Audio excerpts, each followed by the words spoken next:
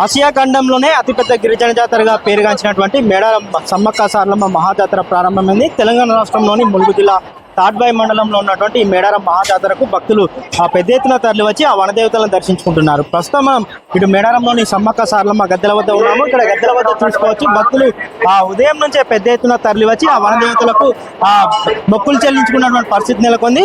ఇక్కడికి వచ్చినటువంటి భక్తులు మేడారానికి వచ్చినటువంటి భక్తులు ముందుగా జంపన్నవాగులో స్నానమాచరిస్తారు. ఆ జంపన్నవాగులో స్నానమాచరించిన అనంతరం ఇటు గద్దెల వద్దకు చేరుకుంటారు. ఈ గద్దెల వద్ద అమ్మవార్లను తీరా సారా ఓడి బియ్యం పసుపు కుంకుమతో పాటు ఎత్తు బెల్లం సమర్పించి మొక్కులు చెల్లించుకున్నటువంటి పరిస్థితి నెలకొంది.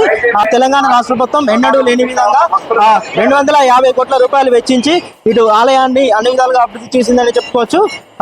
అయితే భక్తులు మాత్రం ఇటు ఉదయం నుంచే పెద్ద ఎత్తున తరలి వచ్చి ఆ వనదేవతను దర్శించుకున్నాడు. ఇటు భక్తులు పెద్ద ఎత్తున తరలి రావడంతో మాత్రం ఇటు గద్దెల ప్రాంగణం మొత్తం భక్తజన సంద్రోహంతో నెలకొందని చెప్పవచ్చు. ఇక్కడ కొంతమంది భక్తులు ఉన్నారు. ఎక్కడి నుంచి వచ్చారు, ఇక్కడ ఏర్పాట్లు ఎలా ఉన్నాయి, మరిన్ని వివరాలు వారి మాటల్లోనే తెలుసుకుందాం.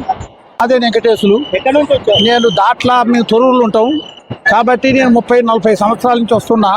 ఆ తల్లికి ఏటేట వచ్చి దండం పెడుతూనే ఉన్నాం. ఆ తల్లి మాకు శుభం చేస్తుంది. ఇప్పుడు కూడా పాదయాత్రలతో కూడా వచ్చి ఆ తల్లికి దర్శనం చేసినాం. ఇంతటితో మా కర్మాల కష్టాలు తొలగాలి. ఆ తల్లి మంచి శుభంగా మంచి తెలంగాణలో అందరినీ కాపాడి మిమ్మల్ని కాపాడే మమ్మల్ని కాపాడే అందరికి ఇప్పుడు బాగుంది. రేవంత్ రెడ్డి గారు చేసింది, సీతక్క గారు చేసింది చాలా మంచిగా ఉంది. మళ్ళీ కూడా వాళ్ళు గెలవాలి, మళ్ళీ కూడా చేయాలి, మళ్ళీ కూడా దేవుడు పెద్దగా ఒక అనుభవం చేయాలి. కోరిక లేదు. ఎక్కడెక్కడ దూరం తెలంగాణ కాదు పూరా ఇండియా నుంచి వస్తుంది. మన భారతదేశంలో చైతన్య యాత్ర అయింది. అది కుంభమేళ తర్వాత 2వ మేళ ఇదే.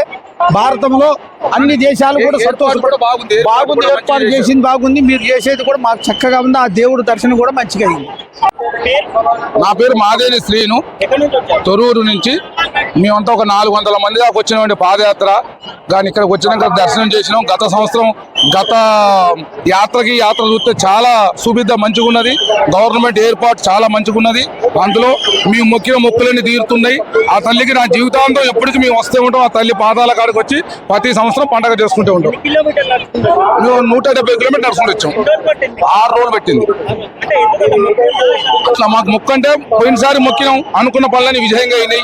అందుకని మళ్ళీ అట్నే ఈసారి ఒకవేళ 150 మంది 60 మంది 70 మంది టీములు లాగా 6 టీములు వచ్చినాయి మా తొర్రూరు నుంచి. గతం 10 సంవత్సరాల నుంచి వస్తున్నాం. ఎవ్రీ ఇయర్ వస్తే ఉన్నాం. 2 years ఒకసారి వస్తే ఉన్నాం, వచ్చి దర్శనం చేసుకుంటాం. కానీ అప్పుడు తక్కువ సంఖ్య, ఇప్పుడు ఒక 400 మంది దాకా వచ్చారు. మేడారం మాకు 170 కిలోమీటర్ పడుతుంది.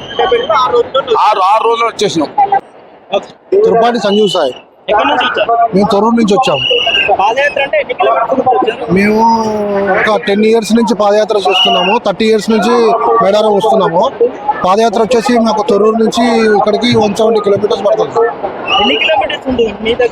170 కిలోమీటర్స్ ఉంటుంది. పాదయాత్ర వచ్చాము. ఎవ్రీ 2 years ఒకసారి జాతర జరిగేటప్పుడు. ఇప్పటికి 5 times వచ్చామండి. 5 times వచ్చాము. ఎన్నో కోరికలు నెరవేరాయి. మాది 6 batches. ఈ సంవత్సరం 6 batches వచ్చాయి. ఒక్కొక్క బ్యాచ్ కి 60 మంది 70 మంది పాదయాత్ర వచ్చాము. మేము అనుకున్న కోరికలు అయితే 100% నెరవేరాయండి. మేము 30 సంవత్సరాల నుంచి మొక్కుకుంటున్నాము. చాలా అభివృద్ధి ఉంది. డెవలప్మెంట్ కూడా చాలా ఉంది. ఫెసిలిటీస్ కూడా మంచిగా ఉన్నాయి. సీతక్క గారు, రేవంత్ రెడ్డి గారు చాలా డెవలప్మెంట్ చేశారండి.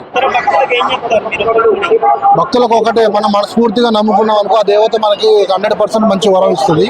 మనం భక్తి మార్గంలో ఉంటే కంపల్సరీ వరం ఇస్తుంది. భక్తులు ఇటు పెద్ద ఎత్తున తరలి వచ్చి ఆ వనదేవతలను దర్శించుకుంటున్నారు. ఇక్కడికి వచ్చినటువంటి భక్తులు అమ్మవార్లకు చీరసారే ఓడి బియ్యంతో పాటు ఎత్తు బంగారం సమర్పించి మొక్కులు చెల్లించుకుంటున్నారు.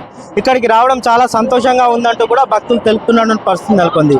ప్రతి సంవత్సరం ఇక్కడికి వస్తామంటూ ఈ అమ్మవార్లను దర్శించుకుంటే తమ కోరికలు నెరవేరుతాయంటూ కూడా ఆ భక్తులు విశ్వాసం వ్యక్తం చేస్తున్నారు. ఎన్నడూ లేని విధంగా తెలంగాణ రాష్ట్ర ప్రభుత్వం ఈ మేడారంను అన్ని విధాలుగా అభివృద్ధి చేసిందంటూ కూడా భక్తులు పేర్కొంటున్నారు.